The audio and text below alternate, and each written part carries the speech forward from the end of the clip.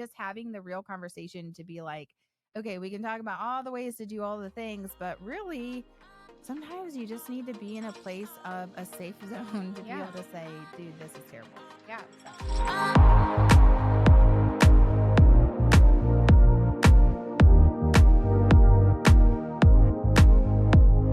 Hey guys, welcome back to Real Estateable, your go-to podcast for raw, real, and relevant information in the real estate world. Today, we are just talking about things that suck in real estate. Not everything, but just the things. Because nothing is roses and peaches and rainbows and butterflies. Yeah. I mean, have you ever watched HGTV as an agent and been like, that's not how it is? I mean, I've related to 0%. Yeah, I've related when I used to work at a hospital and I would watch Grey's Anatomy. I'm like, that's not how it is. Nope. None of it. None of it. So we're going to talk about some of the things that really just stink. Because right now, I feel like sometimes just pitching a fit about this is just not fun sometimes. And we still have to be that person for our clients as we're going through. We still have to be that person for the agents that we're interacting with and negotiating with. And that sometimes sucks. Yeah. And so we're going to talk about that today. All right, guys, listen to our therapy session. Here we go. Okay, let's dive right into things that suck, which the list is long for sure in a business where you can choose to be present or choose not to be. There's a lot of stuff that sucks about having to be present, and present in your business 24/7 is part of the thing that sucks the most, I think. We're just going to knock it off first thing. Yeah. When we were talking about what we were going to talk about today, I'm like, why don't we talk about things that suck? And then there was like a long pause and I was like, here's all the things that suck. It's been a rough week. She's like, and can you add to the list? I'm like, I think if anyone's considering getting into real estate and listening to our podcast, that's good enough. That's good enough. But accessibility 24/7 and having the discipline to not make it 24/7, especially when the demands are there, when you're in a people business, that is super difficult. And I think, sleep patterns and self-care and all of those things that come along with it, plus balancing family life and anything that you want to be doing outside of real estate. It's so funny because you hear people say, I got into real estate to make my own schedule. Yeah, your schedule 24/7. Yeah, and it's somebody else's. Literally. Literally, it's all dependent around everyone else's availability. So that does suck.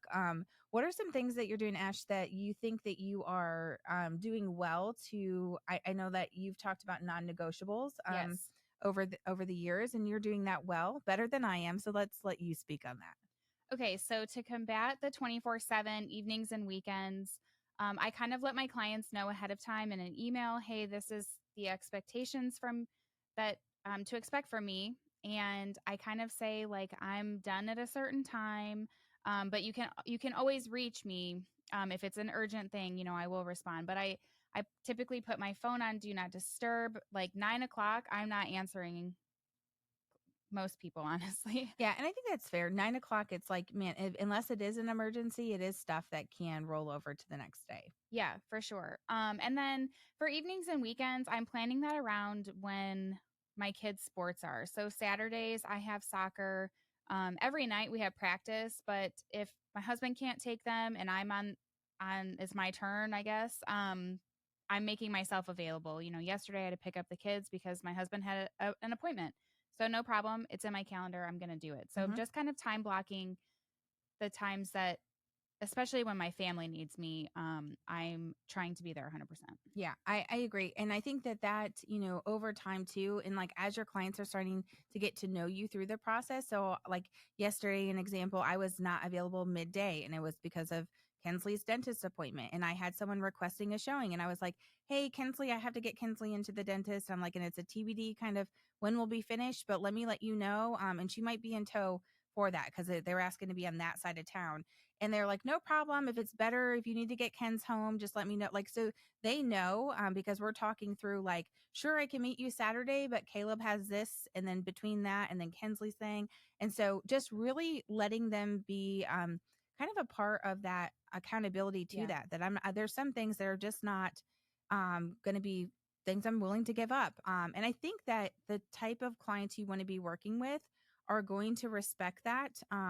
nothing at this point in this market is on fire by any means. And as long as you're getting it to it within like a 24-hour span, I really feel like you're working at 100% for your clients. Yeah, I was gonna say when I first started, I was very afraid to say, "Oh, I can't go." And I put everything to the side, and I was like, "Yes, let's go see it. It's the Hmm. most inconvenient day and time for me, but I am your girl." Now I'm like, "Hey, no, I go to church in the morning. I can't, can we do it in the afternoon or whatever it is?" And most people are like, "Yeah, no problem. It's not a big deal at all."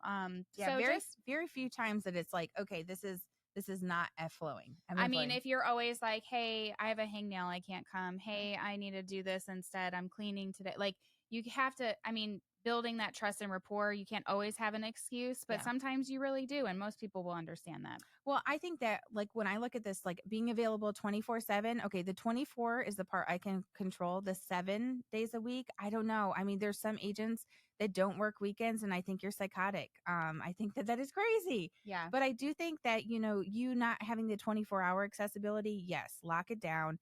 7 days a week, even if it's like, hey, this weekend on Sunday, I only have an hour window. Like if something comes up, it's going to be 1 to 2. And otherwise, I'm committed in the morning, I'm committed to the afternoon.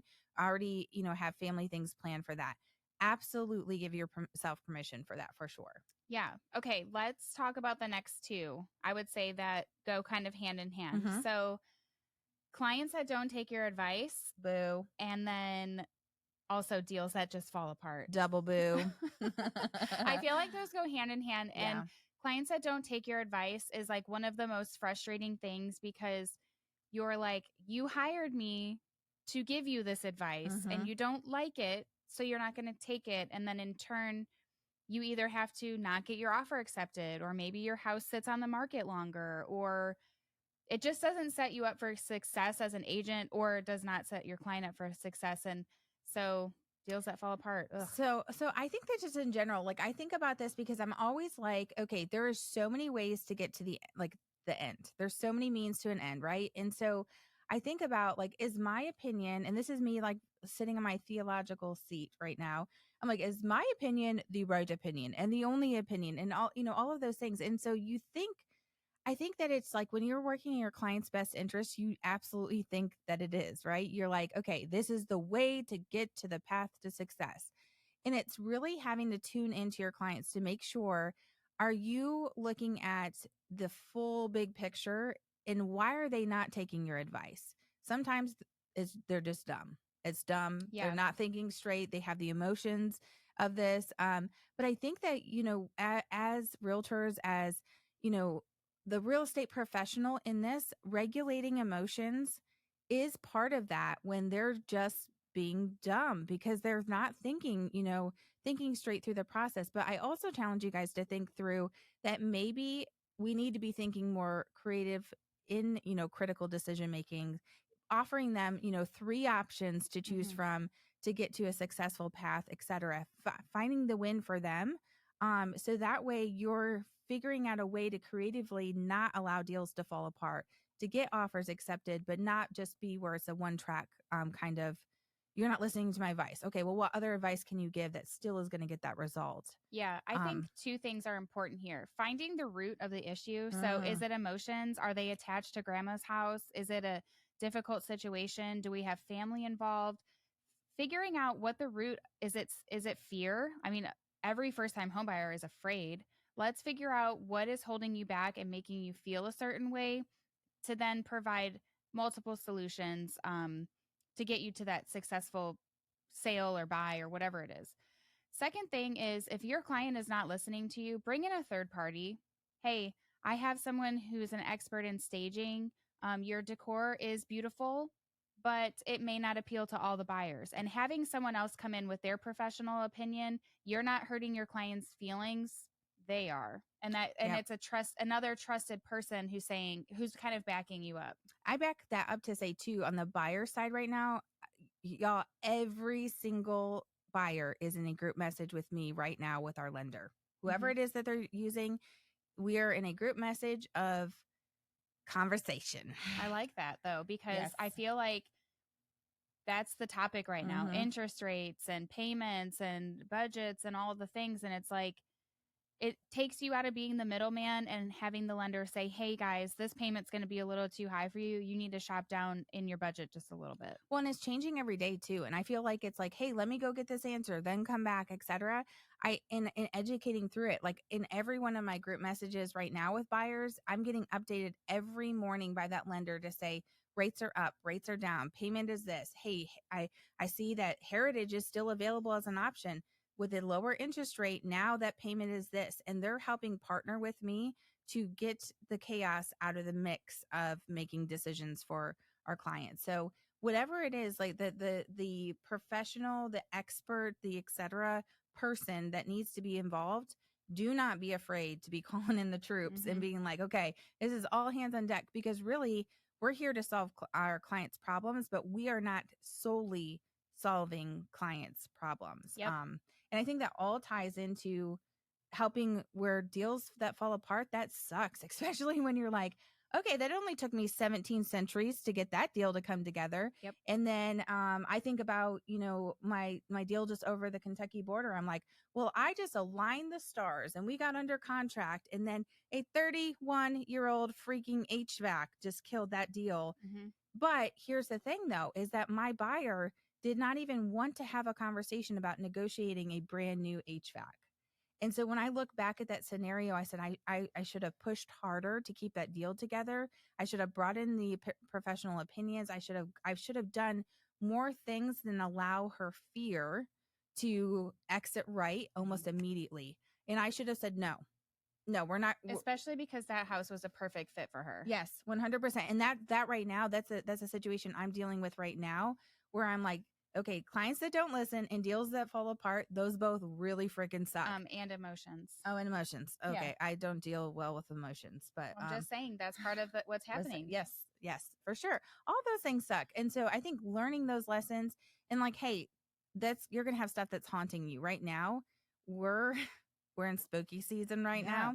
And there's things that are going to haunt you, but I think that you are in so much more control than you actually realize, and actually can be, changing the course of things, that you just need to be not reacting with your client. So in that situation, almost 17 years in the business, I did not regulate that emotion and say, nope, this is what we're doing.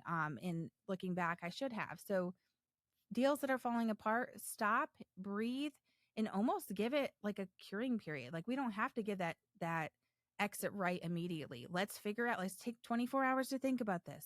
Everyone breathe. Meet me for hot yoga. Yeah, literally. Just take a deep breath. Take a deep breath. Yeah. Okay. So some other things that suck in real estate are being commission based. Money. Yes, money. So it's very inconsistent, especially starting out. It takes a few months for you to maybe get your first closing, or maybe your first client even, or dealing with renters where you're running all over the place and showing rentals for pennies. Yeah, for pennies. And maybe it doesn't turn into something. So I think that the next couple things is, being a commission-based job, having expenses when you may not have income coming in. So you have marketing expenses and business cards and flyers and whatever kind of marketing you're going to be doing, signs, lock boxes, etc., closing gifts. And then in turn, budgeting to save for taxes. So it's like when I first started real estate, I was like, okay, I'm going to start. Well, it was like, you have licensing fees and you have insurance. And I was like, I have no money though. Help. $5 billion later. Yeah. Now you're ready. Yeah. No, but they don't teach you that in the school. Like, hey, before you get started, you have to pay a lot of money up front. Well, when I started real estate, I didn't have any money. So I was like, let me scrape up my pennies here to get it together. So just knowing that you may not have a consistent income, you're going to have expenses, and you have to pay taxes. Yeah. Well, and I think like the money conversation, I mean, like just think how we're not having this at tax season right now. Right. But the money conversation and figuring out, I mean, we didn't even talk about childcare. A lot of stay-at-home moms, we do business with a lot of stay-at-home moms that came into this and they're like, but wait, what about my kids? In the flexibility of having to be available 7 days a week. And a lot of us are military spouses, which means that we're single moms most of the time. And so when you're looking at all of those things, like how do you balance all of that stuff? Because honestly, I think for new agents, that's the first thing that you realize sucks the most. Yeah. That you have this false impression, HGTV, the reality, society, whatever, that we make a boat ton of money. And you all know that is not the case. Even when we do have sales, we're not making a boat ton of money. And so figuring out how to balance the expectations quickly. And Mhm. even before, if you're thinking about getting into real estate, how long can you survive without having a paycheck?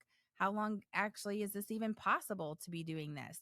I always say, that first year, expect to make nothing the first year, like crazy talk, nothing the first year. So that way you can get this machine kind of rolling. And can you actually afford to be in a business that you can afford to make nothing for the first year? Yeah. That sucks. That sucks. That does suck. Another thing that I personally struggled with at the beginning was feeling salesy Mm, and feeling like, buy a house, sell your house with me. I'm brand new. Let me, and just feeling like you're always being a salesperson, hmm which with time comes more naturally. Like, I don't feel like I'm salesy now because I mean, most people that I talk to know I'm a realtor, or people, I'm going to tell them. Yeah. Yeah. I agree. And I think that just in general, like you're overcoming a lot of stigmatisms and experiences that people are already have had. So they're kind of already coming to you with preconceived notion, whether or not they've actually bought or sold. They've had some type of interaction and some type of something told Yep. them what they should be thinking. And so it's gaining that trust. I think trust is a big part in not feeling and sounding salesy. I'm not a huge fan of scripting out to a T, Mhm. because I think that hurts the raw and organic part of this. Really, if you're thinking about, okay, I need to get into the weeds with my client, I need to figure out how to fulfill a need, and I need to do that with the utmost level of professionalism, service, world-class service being provided to them. I think that honestly that melts away. I Yeah. don't I don't know that really can be a concern, but I think getting into real estate, you immediately are like, wait, I thought I was showing houses. I got to sell. So, Sell talking stuff. about feeling salesy, I made a post, a reel about interest rates. It was like a green screen reel that I'm not saying anything in Yes. it. Literally, I'm like just pointing and kind of agreeing. People are tearing me apart. You're Still. literally, you're a Still. dumb realtor. Why would you listen to someone who makes money when you buy? It's not a good time to buy, et cetera, et cetera. And I have like, I was commenting back and just kind of like defending the market, defending like, predictions. I'm not saying I have a crystal ball, but I'm like, man, people really don't like realtors, or maybe they just don't like me. I don't know. But I was like kind of shocked because I haven't had that hate before in comments. And I'm like, okay, 50,000 views on that now. It went from 30 like 2 weeks ago to 50. And I'm like, Which is crazy because the post that she's talking about, if you find her on social, you'll see exactly what she's talking about. Really has nothing to do with nothing that people it's, are commenting. yeah, it's like, It's spewing hate. That's all that is. it's supply and demand. Yes, When I 100%. basically said when the interest rates go down, there's going to be more buyers and probably more inventory. Yeah. Am I wrong? Let me know. And on our social, I don't know. What did I do wrong? If I'm wrong, let me know. Well, they did. Yeah, they did. You're dead wrong. Yeah, it's like You're for dead wrong. every like 30 hate comments, there's like, you're right. And I'm like, yes, I love you. You're like, um, good thing your opinion matters to me for sure. For yeah. sure. Things We're that don't suck in real estate is this podcast. Yes, absolutely. Well, and I also think that the people, Ashley and I have been talking, it's like, man, it's good though to know that we are not in this boat of suck alone. Like, even being on a real estate team, even working with other realtors, we have an awesome community of agents within our office.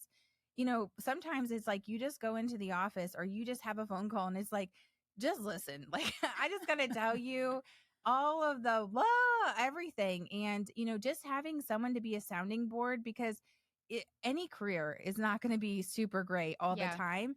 I just think that there's so many preconceived notions. And we think about like all of those, real estate is like super, super high highs and like the pits of death of lows. Yeah.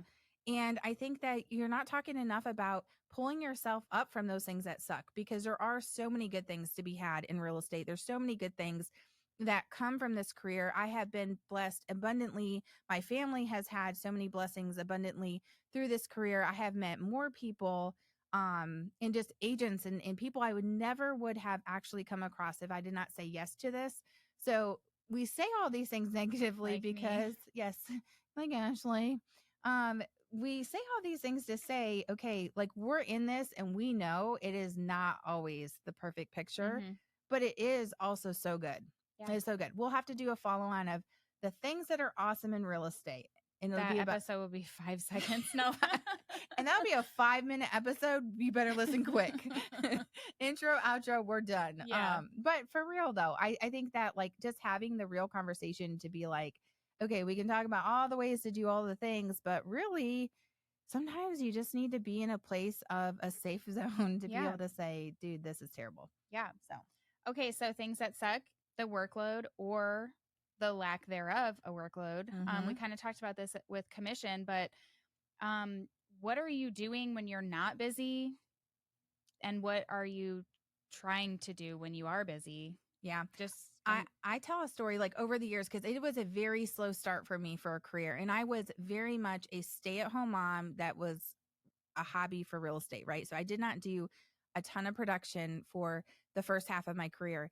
And I remember thinking, okay, like consistency plays into success, right? And so I wasn't being consistent. I was a consistent mom at home, a husband that was gone a ton. And I was really not being consistent with real estate. And I remember, and I tell this story all the time. Ashley is going to be like, here we go again. Getting off the interstate and going, okay, I have no business. Nothing is working. Nothing is pulling together, and getting a phone call just then as I'm pulling off going, okay, where is my next deal coming from? Random realtor.com lead that came through. I do not subscribe to realtor.com leads, came through, a ton of business that came from that transaction, etc. But the consistency of that and going, what am I doing when I have nothing? But then also, what are you doing when you have too much work? yeah. Because that needs to be the same. And that's the part that is very difficult to realize to avoid the roller coaster of real estate, talking with our agents, talking about, okay, well, you're down at the bottom. Cool. When you get back up at the top of the next roller coaster loop, you still need to be doing the same Yeah. things. And that does suck. I was talking to one of the agents in our office, and we were just kind of talking about the difference of business from last year to this year and how many transactions difference is it for you. And he said, I might be down in transactions this year, but I have more systems in place for when it picks up next year, or when it picks up. I have systems, automation, all of the things in place to better serve that abundance of clients that are going to be coming. So That's a good point. if you aren't busy right now, let's look into some systems. How do you plan to follow up with people? Are you going to use a CRM? Do you have drip campaigns set up in your CRM?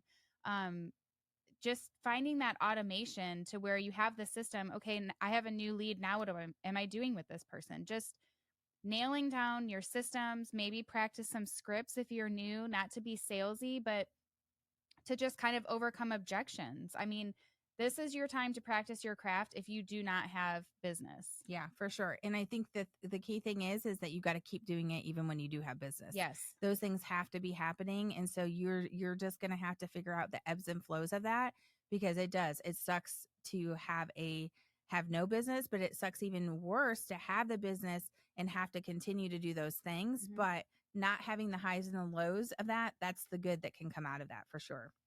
All right. Next on the list, bad home inspections or bad appraisals. Deal killers. Death of our souls. Yeah. And I mean, we love our home inspectors and sometimes our appraisers, I guess. Well, and it's funny because I'm like, as you just said, bad home inspections is like, no, crappy houses. Yeah. What true. happens Well, if you have? I didn't say bad home inspectors. Yeah. I said inspections. Okay. They're good. just Thanks providing for the clarification. They're just providing the information. They're the of bad message. houses. Yeah. Well, I think that I get frustrated for two parts of this, because when I have a home inspection that becomes a major hurdle, I'm like, dude, that was my buyer's money. Like, how did you not know that the house that you were selling, the house that you own, was that bad? Mm-hmm. Like, how was that possible? So my first frustration is like, okay, that. And then the second part is like, is it in my client's best interest to be negotiating through this? Like, I don't want to assume that the right choice is a fixed X, Y, and Z. And I don't want to assume that right choice is the right choice for my client. but I also don't want to be adding into the emotion and making sure we're regulating, because it very well could be.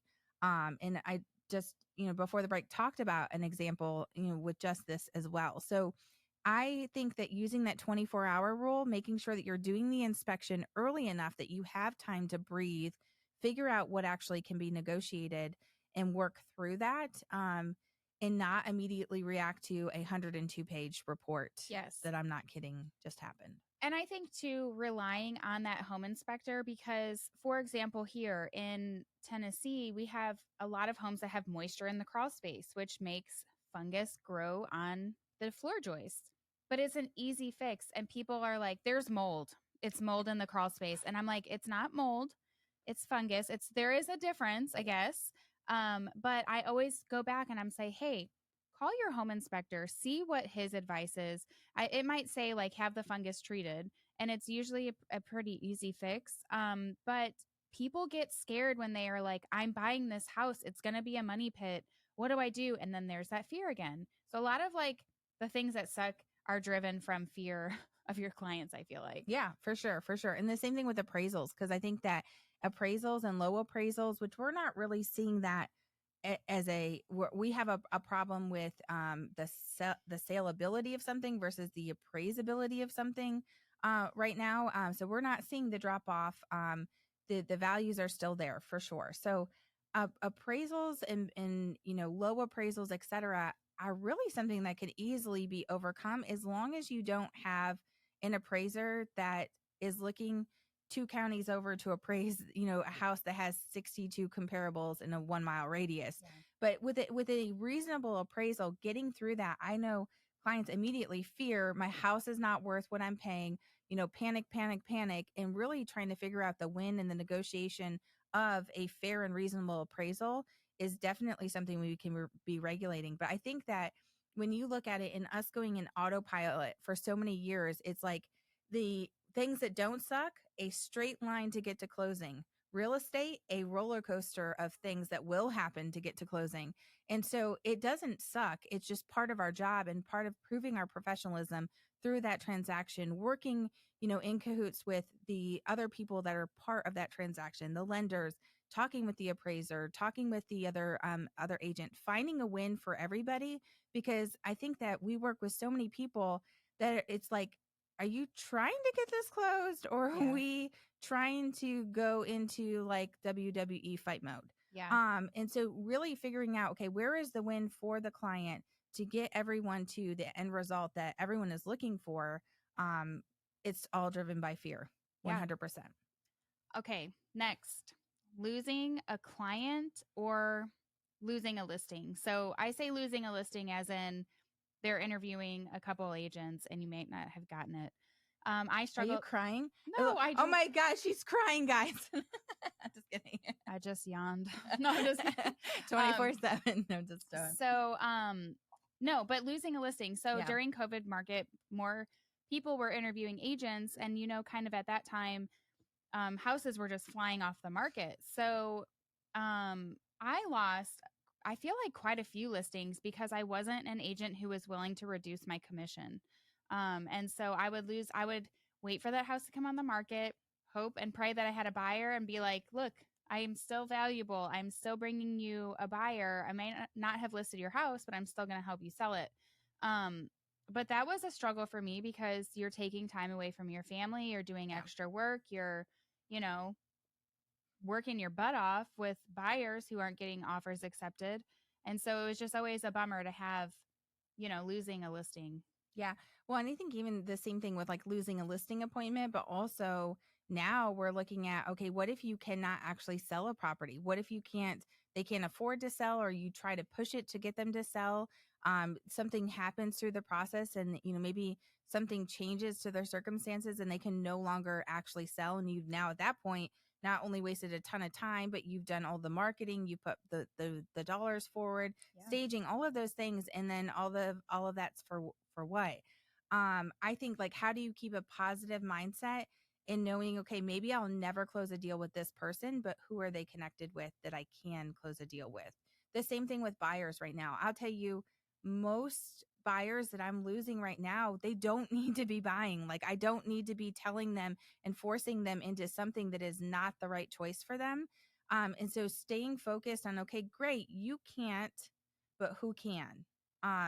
And then continuing to follow up, because the no is a no, not right now. It's not a no, never. Every person can be a home buyer. It's the timing to make that happen. Yeah. So the loss of that, you guys don't need to be looking like that's the death of forever of the Smith family. No, that is the no, not right now, but who do they know? And then when are we going to actually make this? What's the game plan that we're setting up to make happen? That's my encouragement through the suck of that kind of kicking the chin kind of feeling. Yeah. Like Ashlee was just crying about it. It was terrible. It was terrible. It was terrible. Okay, what else we got? Okay. Putting miles and wear and tear on your car. I was just thinking about this morning. I can't tell you how much I spend on oil changes because, they're like, come in every, 3 months, every X amount of miles. Well, I'm there probably double that, just because my car is like, you need another oil change. I bought a car in 2021 and I just have a gajillion miles on it. I've replaced my tires probably twice, like nails in the tire, just all the things that come along. I mean, I got my windows tinted and I immediately messed up the tint in the back because the sign scratched it off, and it's like right in the center of the back. I can't have nice things. Yeah, it's like if my kids aren't destroying it, my real estate business is. Yeah. I was thinking that today. My car is currently falling apart, and it's not that old. She's got a real junker. I got a real junker. It's a 2022. It's terrible. But the amount of wear and tear on that car, I'm like at over 65,000 miles already on that. And I don't travel as much as some of our newer agents do. Like, I don't take as many far reaching and as many buyers, et cetera. And so the amount of travel on that, and it's like, can't I just have nice things? And then meanwhile, my husband pulls up with his gloriously shining, beautiful truck, which is also no kudos to the children's and the children's and the vehicles too. But I just think about, like, that does suck. It's like, you think you should have this super, super great vehicle, and it's almost impossible. It's like, well, cool, I got to buy a car every other year then, because the wear and tear and the amount that you're using that as like your office and your lunchroom and your, everything that's in there, that's a difficult thing. And I was just going, do I need a new car? Yeah. No. You said yeah, I said no. Yeah. Well, I know. I'm just like, no, I just need to get these things fixed and just like keep on trucking. I don't know. Yeah. I mean, my plan, I think, is to keep my car and then give it to Melina. It's my first. Girl, you're going to keep it that long? I mean, we'll see if the wheels don't fall off. Her daughter is 10. She's about to be 11. 10. She's 10. 6 years she's going to keep this car, y'all. Okay. Okay. I'm on a budget. Okay, we call her Trashlee sometimes, but now her new thing is Junkovich instead of Jankovich. So she's about to get a bumper sticker. Yeah, side story. I dropped my car off at the airport for valet, and the lady was like, "Okay, what's your name?" And I'm like, JANKOVICH. Said it, whatever. And then when I got the text saying like I could pick up my car, it was like, Ashlee Junkovich, your car is ready. I'm like, I've never heard that. I mean, I've heard a lot of other names, like how pronunciations, so different ways. I was like, man, that's good. That's money. We're gonna use it now forever. Which is funny because Trashlee's been a thing forever. We just love. My brother called me that as a kid. Literally, Ashlee, Trashlee, Crashlee, Bashley, like all the letters. I love it. So now it's Junkovich as well. That's definitely a bumper car. If this chick holds her car, there's not going to be anything left for Melina in 6 years. Exactly. So she's better drive careful. She broke down on the side of the road. No. Okay. 10 out of 10. Don't recommend that. But yes, it does stink to try to keep up with your vehicles and not have to continuously be buying a new vehicle, the mileage, the maintenance, all of those things. I mean, it is like you're paying rent to a car for your moving office. I agree. And I don't have a positive outlook on that. So that sucks. You're about to go get a new one. No, I really am not. Really, really, truly not. 2024. Which is right around the corner. She's like, I had this for 2 years now. So. I have it for 2 years. This is way beneath me. Yeah. Way beneath me. All right, let's wrap it up with difficult conversations. And Hmm. this doesn't have to be just with your clients. Honestly, I feel like the difficult conversations is with other professionals in this business. Having the difficult conversations with your clients sometimes stems from other professionals in our business too. So talk about that. Yeah, I mean, we have to play nice in the sandbox. So you're always wanting to keep it professional. Um, I don't know. I think that just trying to relay what you're saying in a nice way and just keep that positive working relationship. But there's a lot of times, like she was just talking this morning, like, I'm pretty sure that anyone from this company is never going to accept an offer from me today to just, or forever because of what's happening right now. Hmm. And it sucks to feel like that. It sucks to think like, I'll never be able to work nicely with this agent. It's Yeah. just one of those things, but you can turn it around. I mean, Well, and I also kind of think that sometimes like you can do everything in your power to make something have a certain outcome. And sometimes it's just you're not the only one that is controlling that outcome. And so having those difficult conversations with your client because of those things that you can't control, for them to be able to navigate making decisions based off of that. I think that that is just, I mean, really, when you're we're ending this on a low, yeah. it just that does truly suck because we want to change experiences. We want to provide the world class service for our clients, but sometimes those things cannot be worked out, no matter the level and effort that you're trying.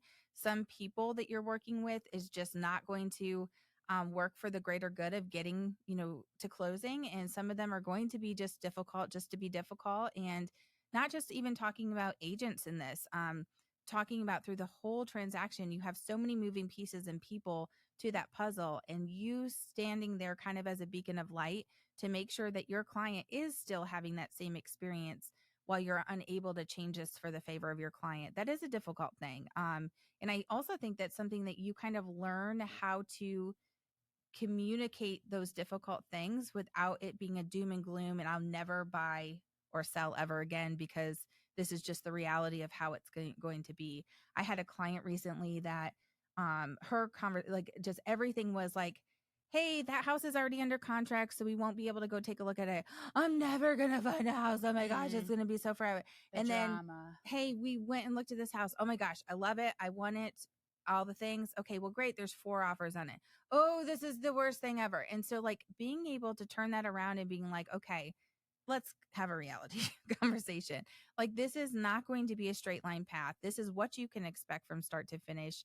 And having that difficult conversation to really change the way the temperature of that transaction was going, it was like I owe that to you owe it to them. You Yeah. for sure. Yeah. I also think difficult conversations can also fall into lack of conversations. Have you ever worked with an agent that does not communicate? That is the worst. I just had one the other day. I was like, I tried to reach out to this agent that just had a home inspection done on Friday all weekend. Hey, how was the home inspection? He could have said, it was good. It was bad. I didn't really necessarily need all of the details. I wasn't asking for any documentation, just like, how'd it go? Because my client So, sometimes, is sometimes, the are you house, alive? yeah, is the house still Yeah. there? I mean, are your people running away? I just needed to know because that is one of the people that I have a referral agent with, and they were trying to make an offer on a home in another state. Well, I don't know. Is your buyer backing out? Is the home inspection, was it decent? Like, I didn't know anything, and my clients are like, "Hey, we need to know what's going on." The agent is, "Hey, we need to know what's going on over here." And I'm like, "I don't know. I cannot get a hold of this bro." It's just, Yeah. Well, and it makes you feel like you aren't doing your job yeah. because you want to be able to force the conversation. I Hmm. think the same thing with lenders. Think about lenders the last couple of years. The same thing where you're like, he might Yeah. be dead Well, and I because think, he's not answering. yeah, Yeah. and I think that it's sometimes you just want to like screenshot and be like, "Look, I called him 17 Yes. times and I sent him 30 texts and 4 emails this weekend. I don't know what else to do other than knock on his door." Like, Well, and you don't want it to be where like you're trashing a profession either. exactly. Because Yeah. sometimes, usually when those people come back around, you're like, okay, crap, that was a good excuse. Yeah, for like, sure. oh, shoot. But in the meantime, with that, like the difficult conversation is like you have to be communicating. Mhm. And so I try really hard. And part of like, the team aspect of, being part of a team is there's never an end. Like there's never a dead end where we can't have people covering if stuff comes up, or there isn't a different angle that, like, okay, let's say there's been times where Ashley's like, she is in the middle of nowhere, Kentucky, and we don't have signal half of those places, right? But I know that's where she's at. Safety concern, I know that's where she's at. So if it circles back around to me, I'm like, no problem. Ashley will get that answered, but it's going to be, you know, 5 o'clock tonight before that's Mm-hmm. happening. Or the same thing with our TC or an assistant, that we know what all those moving pieces are. So we encourage you guys, if you don't have that already kind of system set up for you, set up in, you know, the communication of like, hey, here's a new transaction. And if ever I'm out of reach, then here's this, and this. Because that is super difficult, and you don't want it to be where you're on the other side of that, Yeah. not reachable. Yeah. Or even just like if you know that you're going to be out of office, put an auto email responder on there like, hey, I'm out of office. If it's urgent, please contact Susie and she'll take care of you. Or even if like you're in a transaction, tell your clients, hey, I'm going to be at the beach today. I am on vacation, but I'm still here for you. It might take me a little bit longer to Mm-hmm. respond, but I am still here. Like I will get to you, no problem. If it's an urgent matter, please contact my TC.